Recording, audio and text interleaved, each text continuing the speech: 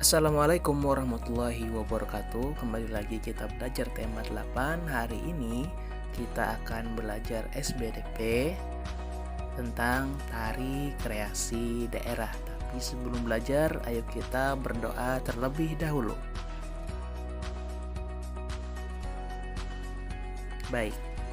Nah, hari ini kita akan belajar 3 hal, yaitu pengertian tari kreasi daerah, yang kedua pola lantai, dan yang ketiga unsur pembentuk desain pola lantai tersebut.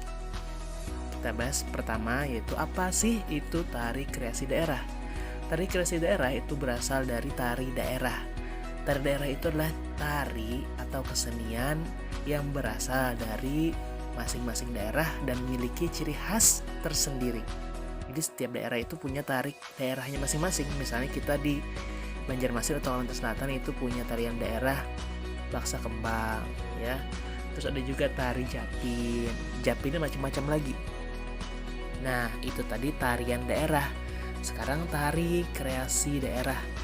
Kreasi artinya buatan, ciptaan. Nah, jadi tari kreasi daerah adalah tarian daerah yang dibuat kembali dengan memodifikasi yang sudah ada. Entah itu dari segi gerakannya, dari segi musiknya kah, atau dari segi propertinya. Jadi dikreasi, dimodifikasi kembali agar terlihat lebih menarik, lebih indah lagi. Namun tidak melepas ciri khas dari tarian daerah tersebut. Selanjutnya kita ke pola lantai dalam tarian. Pola lantai adalah pola denah yang digunakan penari dalam ruang tempat menari untuk keperluan pergerakan tari dan memperindah gerakan. Jadi, pola lantai ini adalah posisi di mana para penari itu berdiri ketika menari. Jadi posisinya ketika gerakan A, posisinya seperti apa. Kemudian pas gerakan B, dia berubah lagi. Itu disebut pola lantai. Dan pola lantai ini macam-macam. Nah, kita bahas satu persatu. Jenis pola lantai ada yang namanya vertikal. Vertikal itu memanjang ke belakang. Kesannya akan memberi ketenangan. Nah, ada juga yang horizontal. Horizontal itu memanjang ke samping, ke kiri dan ke kanan. Kesannya istirahat. Nah, kalau diagonal itu dari sudut ke sudut, beri kesan dinamis. Dan ada juga yang melingkar. Nah, melingkar ini nanti akan melengkung, membentuk lingkaran, dan ini memberi kesan manis. Nah, seperti apa sih contohnya? Ya, kita lihat satu persatu. Pola vertikal. Nah, ini ada pola vertikal, jadi dia biasanya memanjang dari depan ke belakang. Ini contohnya ada tari serimpi, terus tari yospan, ya. Nah, ini pola lantai vertikal atau lurus.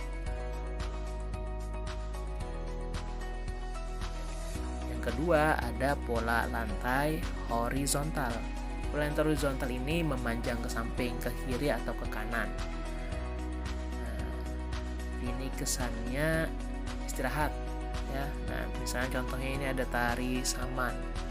Tari saman ini sudah terkenal bahkan sampai ke mancanegara, dikenal oleh dunia, mendunia tarinya. Jadi tidak kayak jadi ciri khas Aceh, tapi juga menjadi ciri khas kita Indonesia.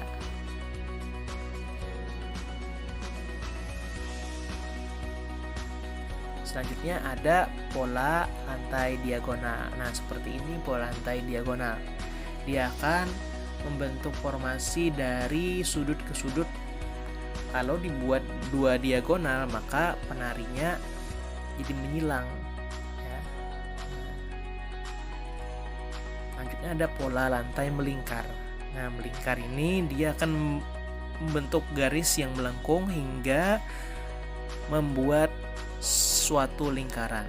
Nah, ini penarinya bisa saling berhadap-hadapan, saling menghadap ke dalam lingkaran, bisa juga menghadap keluar.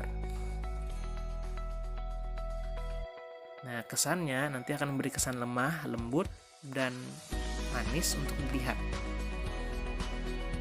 Selanjutnya, hal yang harus diperhatikan dalam menentukan pola lantai. Yang pertama, bentuk pola lantai. Jadi kita mau tarian ini bentuknya seperti apa saja, harus ditentukan dulu.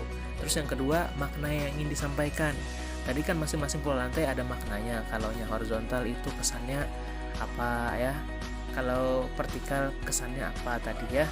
Nah, kemudian ada jumlah penari. Jadi jumlah penari juga harus diperhatikan ketika kita ingin membuat pola lantai. Yang keempat, bentuk dan luas ruangan. Nah, jadi ruangannya seluas apa, maka seperti itulah pola lantai yang akan kita tentukan. Dan yang terakhir ada gerakan tari. Gerakan tarinya supaya lebih terlihat bagus itu pasnya pakai pola lantai yang mana. Jangan sampai pola lantainya merusak. Nah, bahasan yang terakhir, unsur pembentuk pola lantai. Ada unsur-unsurnya. Yang pertama, garis dan tubuh kaki penari. Jadi kita harus perhatikan nih, garis tubuh dan kaki si penari itu di mana saja. Jangan sampai menghalangi pergerakan kaki dan tangan ketika menari pas membuat pola lantainya. Yang kedua, garis jejak penari lantai. Jadi ketika gerakan A si penari dengan formasi horizontal misalnya, nanti di gerakan B harus ditulis lagi formasi penari ini gerak pola lantainya apa, apakah diagonal, apakah melingkar. Nah, itu harus ditulis. Dan yang terakhir ada properti. Properti artinya, kita sudah belajar ya, properti tari adalah segala alat yang digunakan untuk mendukung tarian. Itu disebut properti. Nah, properti ini fungsinya untuk memperkuat kesan yang ingin disampaikan oleh tarian tersebut. Jadi sangat penting sekali. Nah, ia juga berhubungan dengan pola lantai. Misalnya menggunakan kuda lumping propertinya, maka pola lantainya harus disesuaikan dengan pergerakan si kuda lumping tadi agar tidak menghambat keindahan tari tersebut.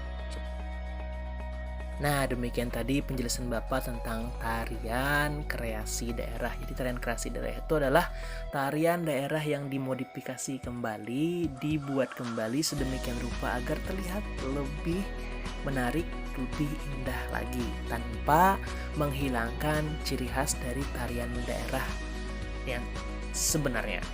Nah, ini mudah-mudahan apa yang Bapak sampaikan bisa dipahami oleh anak-anak sekalian. Kemudian kita akan menjawab soal latihan, ada 5 ya, silahkan dijawab soal latihannya. Bapak ucapkan terima kasih banyak atas perhatiannya. Semoga ilmunya bermanfaat. Wassalamualaikum warahmatullahi wabarakatuh.